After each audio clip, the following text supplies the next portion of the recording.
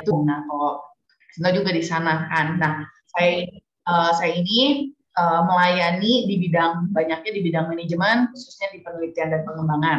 Nah, jadi hari ini saya akan membawakan sebuah sharing firman Tuhan.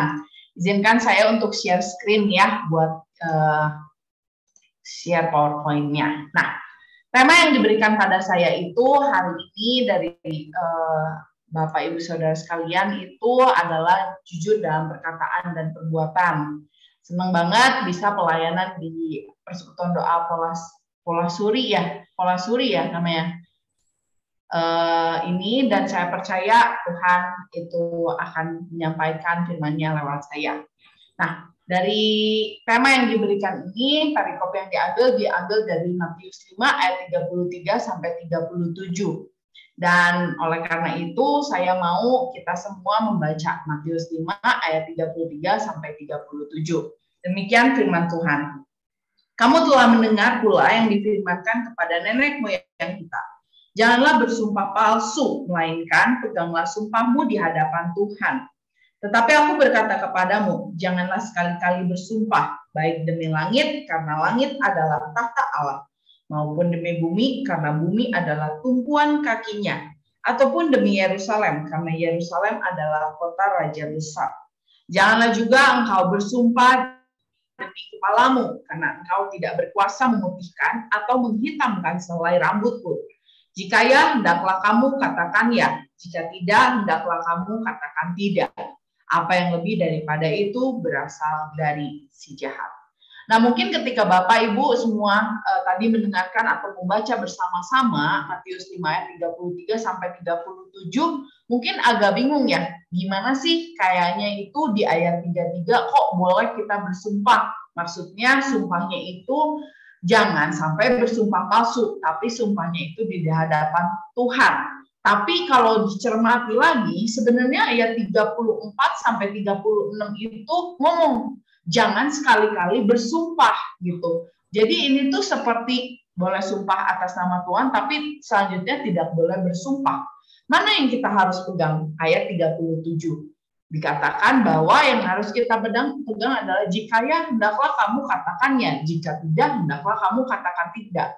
Apa yang lebih daripada itu berasal daripada si jahat. Nah, kenapa demikian? Saya akan mengupasnya sedikit supaya ada pengertian. Dalam Matius 5 ayat 33 tadi dikatakan demikian ya, yang tadi bahwa kita bersumpah jangan palsu, melainkan sumpah di depan Tuhan. Sebenarnya waktu itu memang dalam perjanjian lama dituliskan ketika Musa menyampaikan sebuah perintah yang utama, yaitu untuk mengasihi Tuhan dengan segenap hati kepada umat Israel. Dalam Ulangan 6 ayat 13, Musa mengatakan, engkau harus takut akan Tuhan Allahmu. Kepada dialah haruslah engkau beribadah dan demi namanya haruslah engkau bersumpah. Nah, hal ini dilakukan oleh bangsa Israel atas petunjuk Musa itu untuk memastikan bahwa benar-benar nih bangsa Israel itu mau bersungguh-sungguh menyembah Tuhan, mencintai Tuhan dan tidak ada Allah lain. Sehingga mereka mengundang Tuhan sebagai saksi, sebagai bukti kesungguhannya untuk benar-benar menyembah Tuhan, yaitu Allah yang membawanya keluar dari bangsa Mesir. Nah, karena itu ayat 33 tadi dikatakan sumpahnya itu kepada Tuhan. Tapi lambat laun nih orang Yahudi itu bersumpah demi apapun. Dia bersumpah seperti yang tadi kita baca ya. Dia bersumpah demi langit, bumi, kepalanya gitu. Kenapa? Karena dia nggak berani untuk melakukan sumpah kepada Tuhan. Mereka tahu kalau sampai saya mengingkari sumpah saya, aduh saya berdosa banget nih di hadapan Tuhan. Saya nggak mau dapat hukuman yang besar dari Tuhan. Sehingga mereka mulai melakukan sumpah-sumpah kepada yang lain. Tapi jelas banget ya di ayat 34 sampai 36 dikatakan, jangan bersumpah demi langit, karena itu adalah tahta Allah, maupun demi bumi, karena itu tumpuan kaki Allah, maupun kota Yerusalem, karena itu kota raja besar, maupun kepalamu atau tubuhmu, karena kamu tuh nggak punya kuasa untuk memutihkan dan menghitamkan. Nah, di sini kita bisa mengerti ya bahwa segala sesuatu adalah milik Tuhan. Jadi kalau kita mau sumpah untuk bumi, itu adalah milik Tuhan. Nah, karena itu yang harus kita pelajari apa? Gak usah melakukan sumpah. Kalau emang iya, katakan iya. Kalau memang tidak, katakan tidak. Cukup. Karena kenapa? Sumpah itu tidak akan menambahkan atau mengurangkan kejujuranmu gitu. Nah, dalam Kamus Besar Bahasa Indonesia, jujur itu diartikan dengan cara yang lebih luas ya, yaitu lurus hati, tidak berbohong, tidak curang, tulus dan ikhlas. Saya mengerti ya, dalam lingkungan pekerjaan, dalam lingkungan bisnis, mungkin ya banyak hal yang sangat menggoda kita untuk kita tidak hidup jujur. Mungkin ada di antara kita atau rekan-rekan kita tuh yang menggoda supaya hidup kita tuh tidak lurus hati secara tidak sengaja.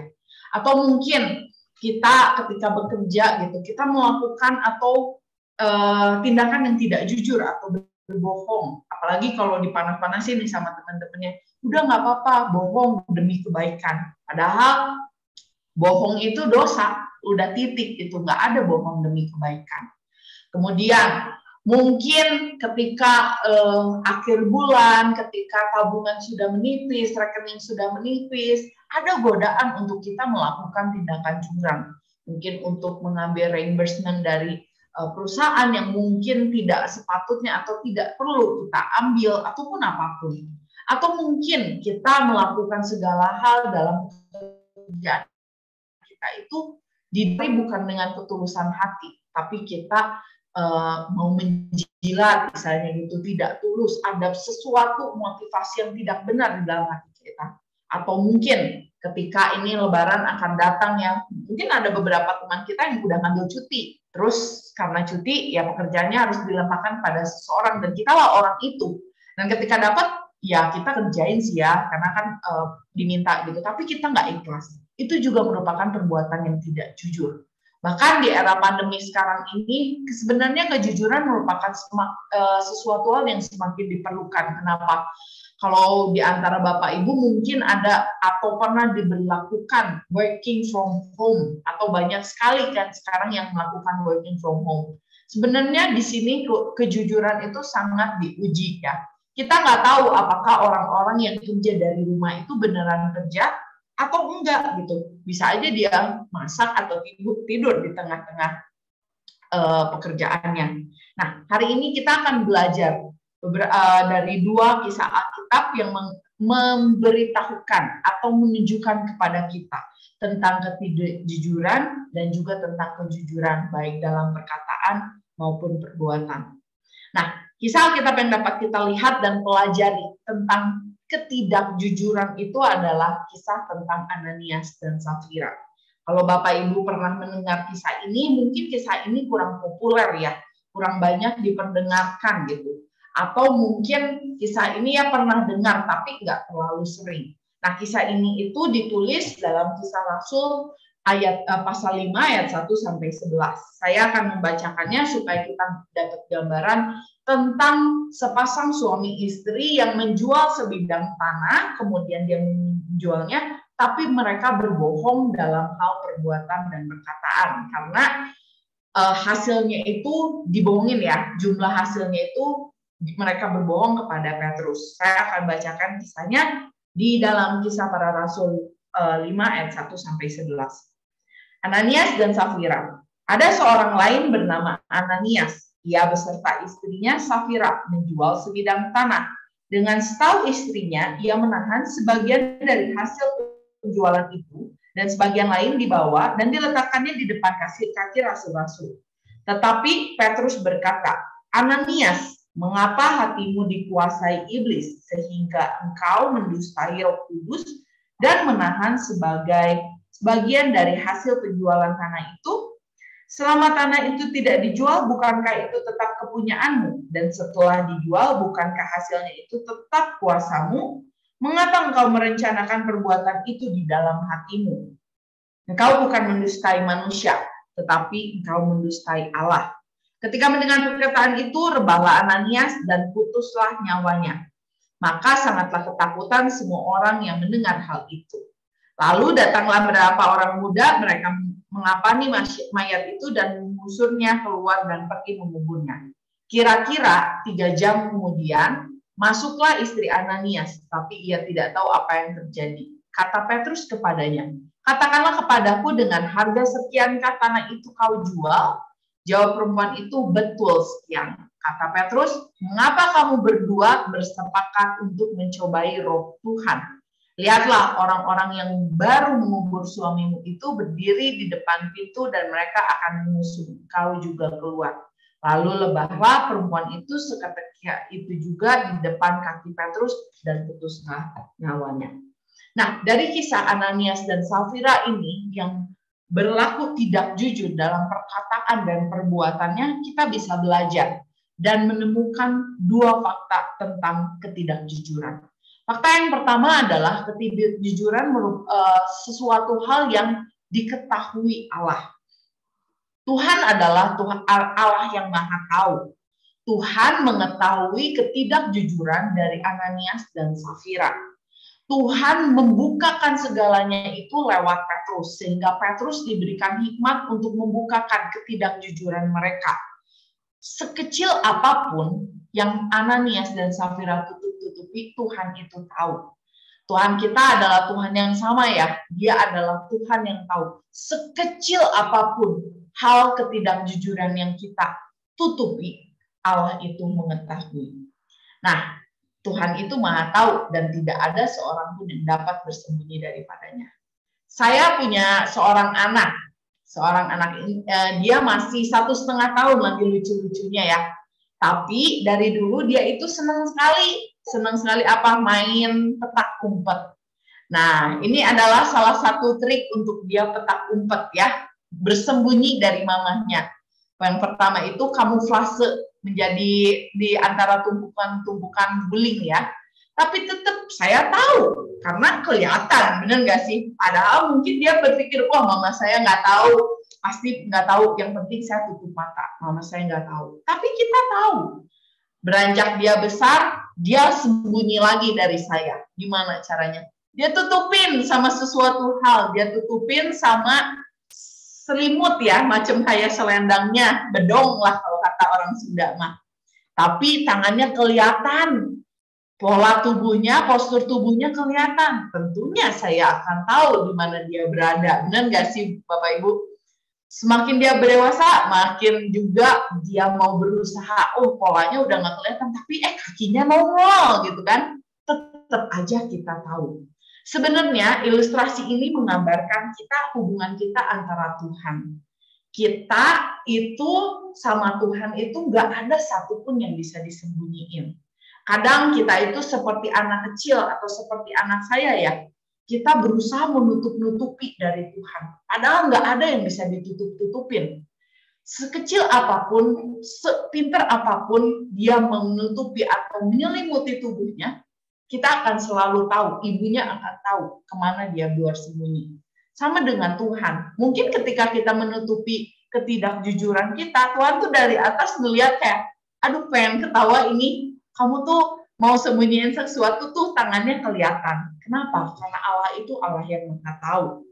Ingat, tidak ada satupun atau seorang pun yang dapat bersembunyi daripadanya. Nah, fakta yang kedua yang bisa kita pelajari dari kisah Ananias dan Safira adalah ketidakjujuran mendatangkan hukuman daripada Tuhan. Nah, tadi kita udah sama-sama baca ya, ketika Petrus berbicara, nanya sama Ananias dan Safira, dikatakan di ayat 5, ketika mendengar perkataan itu, rebahlah Ananias dan putuslah nyawanya. Hal yang serupa, hukuman Tuhan yang serupa juga dirasakan oleh istrinya di ayat 10 ya. Ketika Petrus bertanya dan Safira itu berbohong, lalu lebahlah perempuan itu seketika juga di depan kaki Petrus dan putuslah nyawanya. Ketidakjujuran itu mengundang hukuman Allah. Kita bisa belajar ya dari sini bahwa ketidakjujuran itu merupakan sesuatu hal yang nggak disukai Tuhan dan mampu mendatangkan hukuman dari Allah. Dalam case-nya Ananias dan Safira, hukuman Allah itu langsung seketika, mereka langsung mati gitu. Tapi hari ini kita diingatkan, sudahkah kita selama ini berlaku jujur dalam perkataan kita, dalam perbuatan kita? Kalau seandainya kita masih sering melakukan hal yang tidak jujur, tapi masih diberikan kehidupan, masih diberi berkat, bersyukur. Yang kita harus lakukan adalah kita harus minta ampun, kita berdoa dan bertobat sama Tuhan, supaya Tuhan tidak menghukum kita atas ketidakjujuran kita. Nah, setelah kita lihat ya, dua fakta tentang ketidakjujuran, kita selanjutnya akan melihat dua fakta tentang kejujuran. Dan fakta kejujuran ini kita bisa belajar dari seorang yang bernama Yusuf.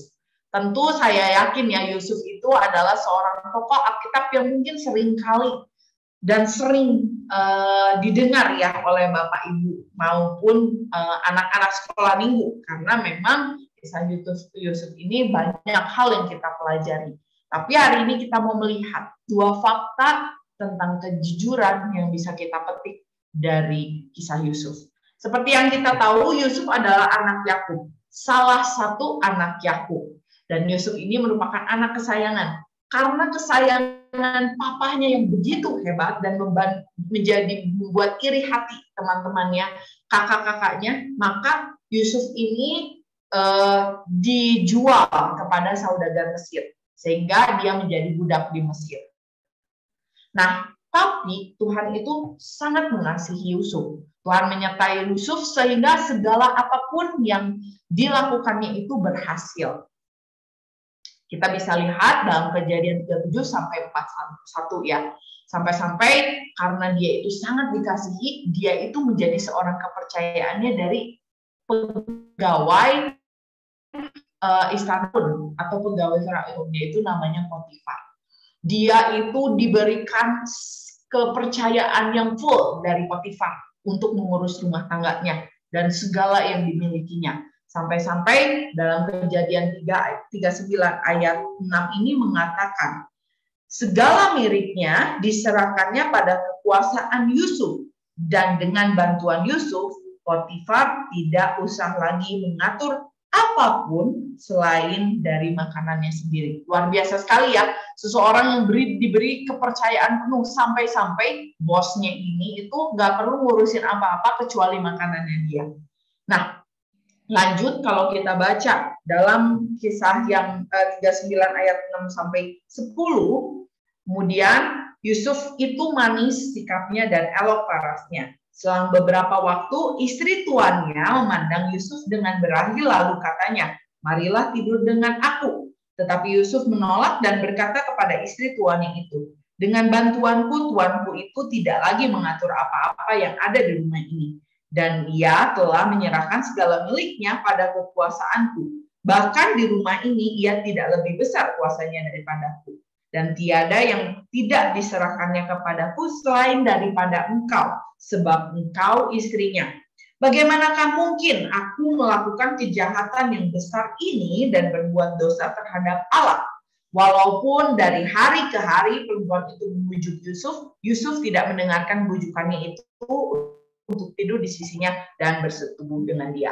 Nah, di ayat yang tadi kita sudah baca, sebenarnya kita melihat ya betapa Yusuf itu berlaku dan bertindak dan berkata dengan jujur. Dia jujur untuk tidak melakukan hal yang tidak baik di hadapan Tuhan ya. Dia nggak mau untuk tidur dengan istri Potifar meskipun di rumah itu tidak ada yang lihat. Dia berkata jujur. Bayangkan kita kadang mungkin sungkan ya sama bos kita. Tapi Yusuf ini luar biasa gitu ya. Dia itu memberikan sebuah peringatan pada istri Potifar, pada istri bosnya.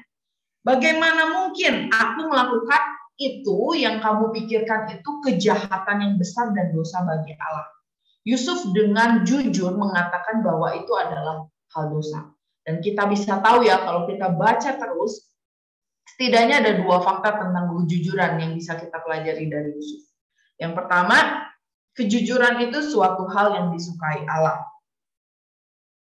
Dapat dilihat ya dalam Kejadian 39, kalau kita baca terus, kemudian dikatakan, tetapi Tuhan menyertai Yusuf dan melimpahkan kasih setia kepadanya.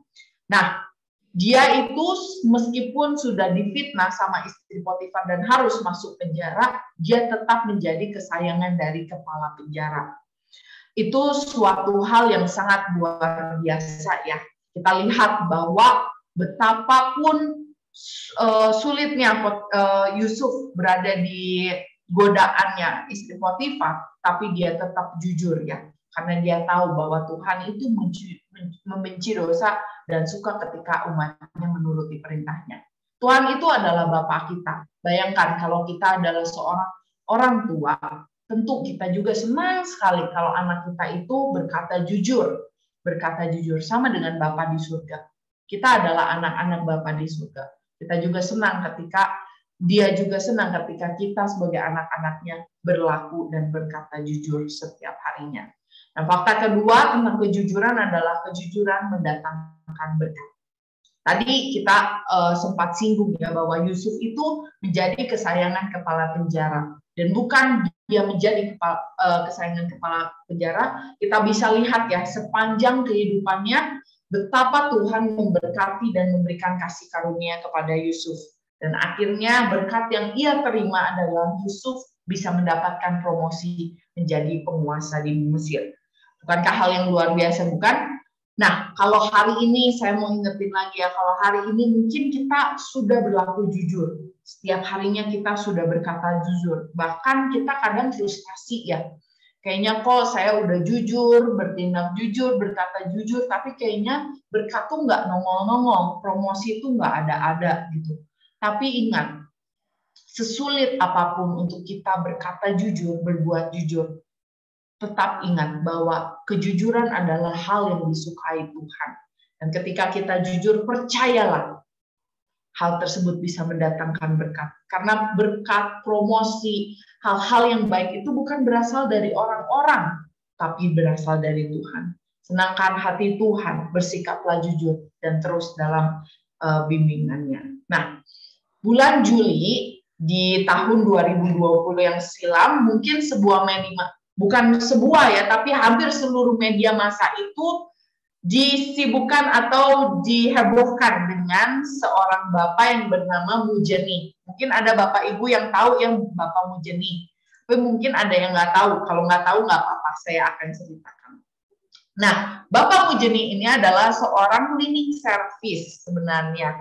Dia adalah seorang cleaning service di gerbong KRL Commuter Line di daerah yang bertugas tuh, jadi dia harus bertugas membersihkan gerbong ketika KRL itu dari Gede Bage menuju stasiun Bogor. Seperti biasa dia membersihkan segala sesuatunya supaya tetap rapi. Satu kali dia ketemu sebuah plastik warna hitam ya. Dia pikir dia sampah, dia udah mau ambil, tapi kok agak-agaknya bentuknya beda gitu. Dan ketika dibuka, apa yang dia temukan? Uang sebesar 500 juta dalam pecahan 100.000. Bayangkan, dia berada pada posisi menemukan uang 500 juta. Dan ingat ya, ini tuh bulan Juni 2020, pandemi itu baru menghadangkan. Dan saya yakin gitu, pandemi itu banyak memberikan dampak yang tidak baik juga kepada setiap kita gitu. Tapi yang dilakukan Bapak Mujeni ini, dia tidak mengambil uang itu demi kepentingan dirinya, tapi dia mengambil uang itu dan langsung melaporkan kepada layanan konsumer.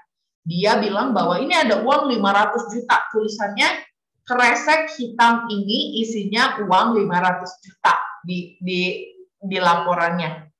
Dan Bapak Mujeni ini bisa berkata dan bertindak dengan jujur. Dia kembalikan uang 500 juta itu kepada pemiliknya. Dan Bapak Ibu tahu, hal itu sangat disukai oleh Tuhan. Bukan hanya oleh Tuhan, tapi oleh dunia. Ya, maksudnya netizen juga mencintainya. Kita semua sangat memuji kejujurannya Pak Mujeni ini. Dan akhirnya, kejujurannya itu mendatangkan berkat. Dia mendapatkan apresiasi dari berbagai pihak. Dari netizen Indonesia yang selalu benar katanya. Dia mendapat pujian. Dia mendapat apresiasi dari Bapak Erick Thohir. Mungkin di antara kita juga belum pernah ketemu Pak Erick Thohir. Bapak Mujeni pernah karena kejujurannya. Dia mendapatkan promosi. Dia diangkat menjadi karyawan tetap di KRL. Dan juga dia mendapatkan apresiasi. Dapat uang 500 juta karena sudah berlaku jujur terhadap uang 500 juta. Selain itu dia dapat asuransi dari berbagai bank BUMN sampai nilainya itu 1 miliar. Wah, luar biasa sekali. Berkat-berkat yang didapatkan dari Bapak Mujeni ini karena dia bertindak dengan jujur. Nah, ingat bahwa kejujuran itu disukai Tuhan dan kejujuran mendatangkan berkat. Nah, itu kita sudah belajar tadi ya. Kita sudah melihat 2 fakta dari ketidakjujuran dan dari kejujuran.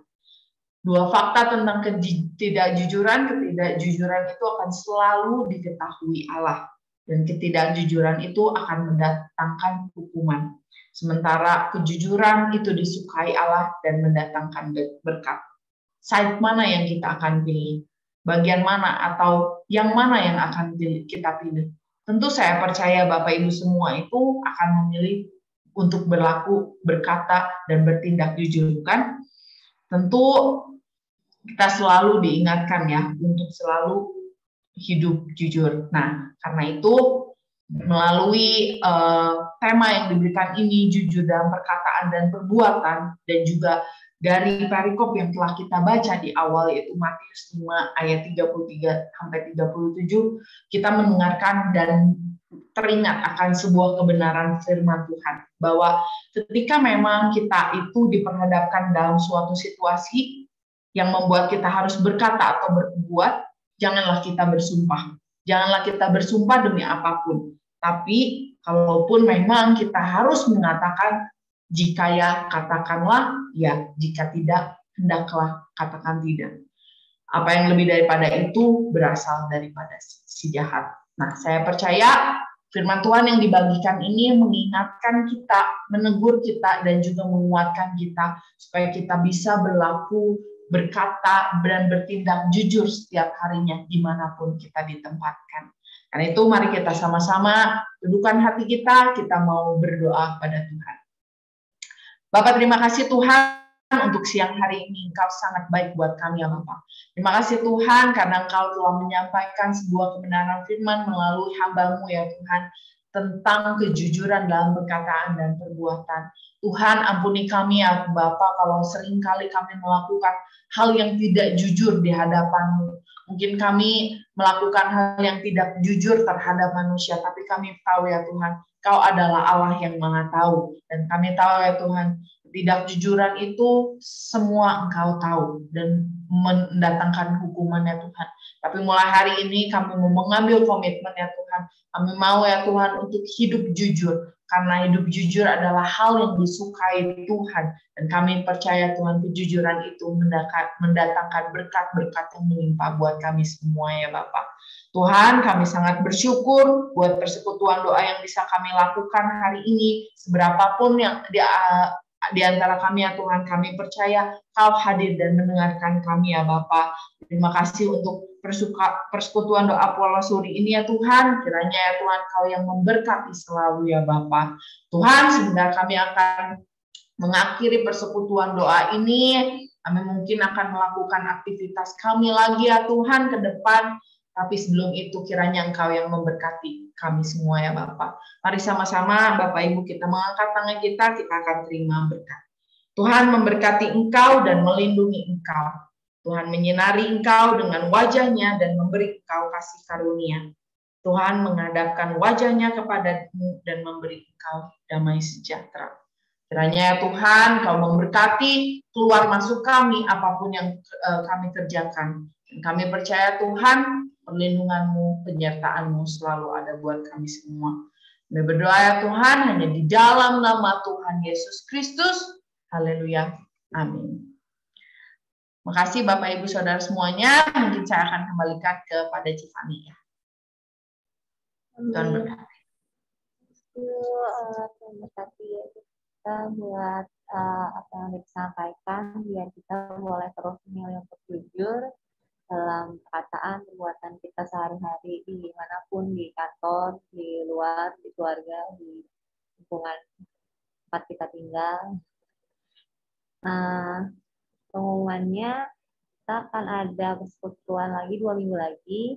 Jumat depan kita ada doa bersama bagi yang mau hadir. Kita masih sama-sama doakan buat Indonesia, buat perusahaan kita, gitu, buat keluarga kita. Sekian buat persekutuan siang hari ini. Selamat beraktivitas kembali semuanya. Tuhan berkati. Terima kasih. Terima kasih semuanya. Tuhan Yesus memberkati. God bless. Ya, God bless you.